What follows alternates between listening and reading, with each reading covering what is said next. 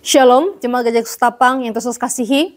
Kiranya kita tetap bersuka cita dan penuh damai sejahtera dari Allah untuk melewati hari demi hari. Meski berat, tetapi Allah beserta dengan kita. Mari sebelum kita merenungkan firman Tuhan hari ini, kita berdoa bersama. Bapa kami dalam surga, terima kasih untuk hari baru yang Kau sediakan bagi kami.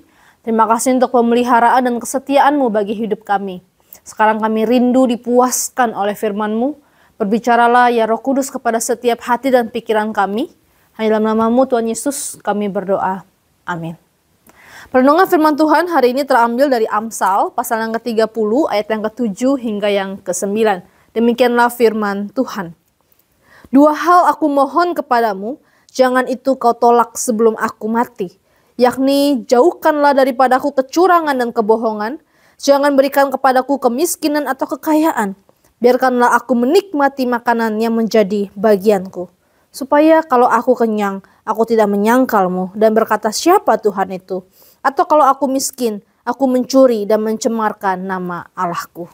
Terima kasih Kristus, Amsal ini ditulis oleh Agur bin Yake yang kemungkinan besar adalah seorang pujangga. Secara khusus di bagian ayat yang tadi kita baca, Agur menaikkan doa permohonannya kepada Tuhan. Dia berharap agar Tuhan tidak menolak doanya ini.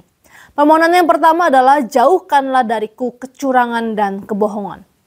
Di tengah dunia yang sudah jatuh dalam dosa, nilai kejujuran dan integritas semakin lama semakin langka ditemui. Dan sebaliknya kecurangan dan kebohongan menjadi perilaku yang dianggap wajar bagi orang demi mencapai keinginan atau ambisi pribadi. Maka kita perlu berdoa seperti Agur agar kita tidak terikat oleh cara hidup dunia.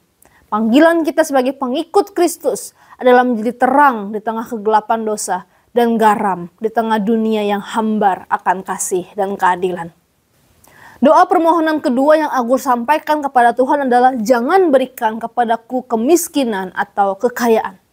Agur hanya meminta kepada Tuhan untuk memiliki hidup yang cukup, tidak terlalu menderita dalam kemiskinan ataupun terlalu tergoda oleh kekayaan. Sebab kedua keadaan ini dapat berakibat pada tindakan amoral. Di yang 9 dia menggambarkan kekhawatirannya bahwa jika dia begitu kaya dan kenyang, nantinya dia akan melupakan Tuhan dan tidak lagi mengandalkannya. Ataupun ketika dia terlalu miskin, dia malah akan menghalalkan segala cara, termasuk mencuri yang berakibat mencemarkan nama Tuhan. Menarik untuk kita perhatikan di sini bahwa apa yang dikhawatirkan Agur bukanlah seberapa banyak atau seberapa sedikit harta yang dia miliki. Yang ia khawatirkan dan risaukan adalah relasinya dengan Tuhan.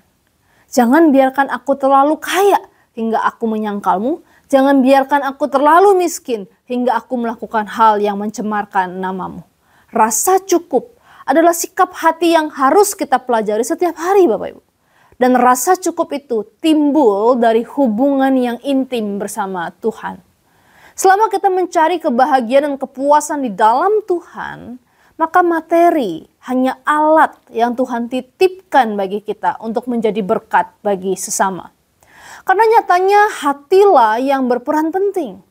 Uang dalam jumlah segunung pun tidak akan pernah cukup kalau hati itu selalu serakah. Begitu pula hidup dalam kesederhanaan dan kemiskinan tidak selalu membuat hati mengeluh dan menderita.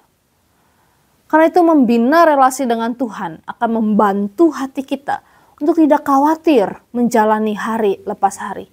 Karena kita tahu dan kita percaya ada Allah yang mencukupkan kebutuhan umatnya. Jemaat kekasih Kristus, dua permohonan ini bisa menjadi doa kita juga dalam memulai hari.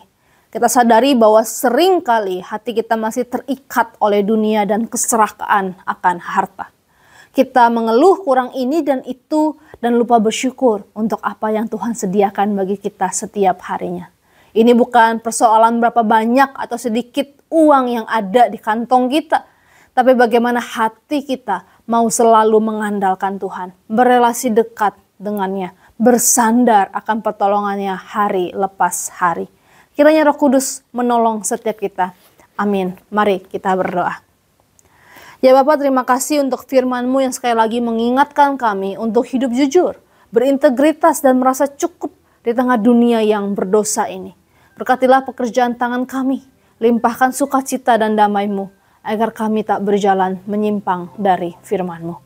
Hanya dalam nama-Mu Tuhan Yesus kami berdoa. Amin.